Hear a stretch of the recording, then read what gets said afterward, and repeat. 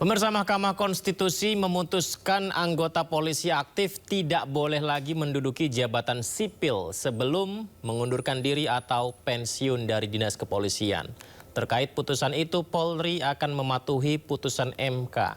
Lalu Istana menegaskan putusan MK bersifat final dan mengikat sehingga harus dijalankan seluruh pihak.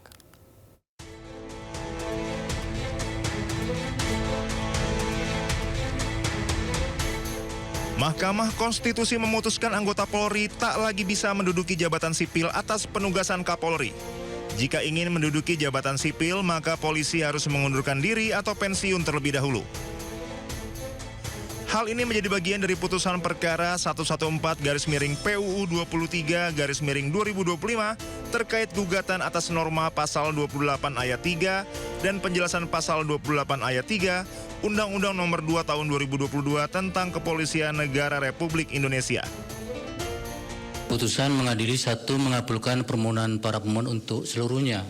2. Menyatakan prase atau tidak berdasarkan penugasan dari Kapolri dalam penjelasan pasal 28 ayat 3 Undang-Undang Nomor 2 Tahun 2002 tentang Kepolisian Negara Republik Indonesia, Lembaran Negara Republik Indonesia tahun 2002 Nomor 2 tambahan Lembaran Negara Republik Indonesia Nomor 4168 bertentangan dengan Undang-Undang Dasar Negara Republik Indonesia tahun 1945 dan tidak mempunyai kekuatan hukum mengikat. Sementara Kadif Humas Polri Irjen Sandi Nugroho mengatakan pihaknya akan mengikuti putusan Mahkamah Konstitusi terkait larangan jabatan sipil diduduki polisi sebelum pensiun atau mengundurkan diri. Setiap putusan yang telah ditetapkan MK wajib dihormati. Kami juga perlu dengar atas putusan tersebut. Tentunya Polri akan menghormati semua putusan yang sudah dikeluarkan, dan saat ini Polri masih menunggu hasil resminya seperti apa. Kemudian nanti akan dilaporkan kepada Bapak Kapolri, kemudian kita langsung akan menyampaikan hasil tersebut yang sudah diputuskan oleh Kapolri hari ini. Tapi yang pasti bahwa kami belum menerima putusannya sampai dengan saat ini, tetapi polisi selalu akan menghormati putusan yang sudah ditetapkan oleh pengadilan. Sementara Menteri Sekretaris Negara Prasetyo Hadi mengatakan pemerintah siap menjalankan putusan Mahkamah Konstitusi yang melarang anggota Polri aktif menduduki jabatan sipil. Prasetyo mengatakan putusan MK tersebut bersifat final dan mengikat sehingga harus dijalankan seluruh pihak. Ya, kan putusannya baru tadi ya, kita juga mendapatkan putusannya. Nanti kalau kita sudah dapat ya, nanti kita pelajari kan. Tapi sebagaimana namanya putusan MK ini kan final and binding. Berarti pasti akan dijalankan gitu, Mas? Ya, iyalah sesuai aturan kan seperti itu.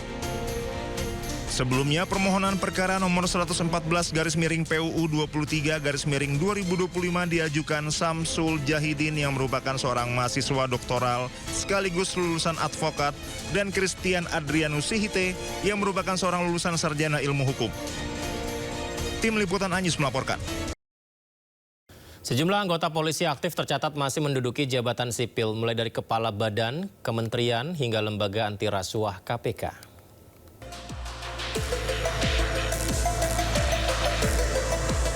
Berikut ini daftar polisi aktif yang masih menduduki jabatan sipil. Komjen Pol Setio Budianto yang menjabat sebagai Ketua Komisi Pemberantasan Korupsi KPK. Komjen Pol Rudi Herianto Adi Nugroho yang menjabat sebagai Sekjen Kementerian Kelautan dan Perikanan. Komjen Panca Putra Simanjuntak yang bertugas sebagai Sestama Lembaga Pertahanan Nasional Lemhanas. Komjen Pol Niko Afinta selaku Sekjen Menkumham RI. Komjen Pol Martinus Hukom selaku Kepala Badan Narkotika Nasional BNN. Lalu ada Komjen Pol Albertus Rahmat Wibowo selaku Kepala BSSN. Berikutnya Komjen Pol Edi Hartono selaku Kepala Badan Nasional Penanggulangan Terorisme BNPT. Irjen Pol Muhammad Iqbal menjabat sebagai Inspektur Jenderal Dewan Perwakilan Daerah DPD RI. Komjen Pol Puji Prasetyanto Hadi sebagai Sekjen Kementerian ATR BPN. dan Komjen Pol Lotaria Latif yang menduduki jabatan Direktur Jenderal Perikanan Tangkap KKP. Dengan dikabulkannya perkara ini oleh MK, Kapolri kini sudah tak dapat memerintahkan polisi aktif untuk menduduki jabatan sipil kecuali polisi mengundurkan diri atau pensiun. Usai menjalani pemeriksaan selama 9 jam, Roy Suryo CS tidak ditahan dalam kasus tudingan ijazah palsu Joko Widodo. Roy Suryo CS tak ditahan usai mendatangkan saksi dan ahli.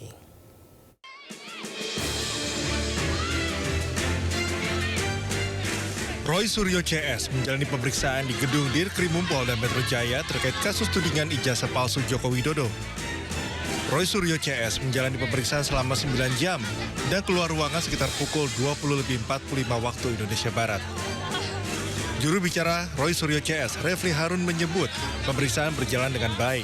Roy Suryo, Rismon Sianipar, dan Dr. Tifa juga diperlakukan dengan baik oleh penyidik. Dicecar sebanyak 157 pertanyaan, ketiganya tidak ditahan karena bisa membawa saksi dan ahli yang meringankan. Refli menilai dengan tidak adanya penahanan membuat Roy Suryo CS bisa lebih produktif dalam berkontribusi di ruang publik. Sangat terpaksa, tidak akan ada press conference dari ketiganya. Jadi cukup saya yang mewakili kepentingan mereka bertiga dan alhamdulillah paling tidak hari ini mereka tidak ditahan. Padahal kita tahu pasal-pasal yang dikenakan ke mereka ancaman hukumannya sampai 12 tahun. Yaitu pasal 35 Undang-Undang ITE. Alhamdulillah, saya mengatakan dengan tidak ditahan, Mas Roy akan lebih produktif, akan bisa berpikir, akan bisa menulis dan lain sebagainya. Sementara itu pihak kepolisian menegaskan akan kembali melakukan pemeriksaan kepada saksi maupun ahli yang diajukan Roy Suryo CS. Hal tersebut dilakukan atas dasar prinsip proses penegakan hukum yang adil dan berimbang. Kepada ketiga tersangka, kami perbolehkan untuk kembali ke rumahnya masing-masing. Kenapa demikian? Karena ketiga tersangka mengajukan ahli dan saksi yang meringankan. Tentunya dalam hal ini kami sebagai penyidik harus menjaga keseimbangan keterangan dan informasi sehingga proses penegakan hukum ini adil dan berimbang. Sebelum menjalani pemeriksaan pada Kamis siang, Roy Suryo menegaskan kehadirannya mewakili masyarakat Indonesia yang menginginkan perubahan. Saya harus mengucapkan terima kasih karena kami hadir bukan mewakili pribadi. Saya bukan mewakili saya sendiri, Dr. Rismon tidak mewakili Dr. Rismon sendiri, Dr. Tifa juga tidak.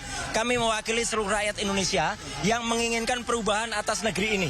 Ya, negeri ini sudah lama lebih dari satu dekade mengalami suatu rezim yang sangat jahat, sangat bengis, dan utamanya adalah apa? Yang telah menggunakan segala cara, menggunakan segala daya, termasuk adalah penggunaan ijazah palsu.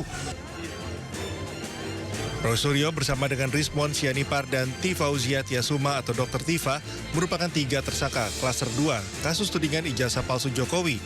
Sebelumnya pada klaster 1, polisi telah menetapkan 5 tersangka dalam kasus ini. Tim Liputan News melaporkan.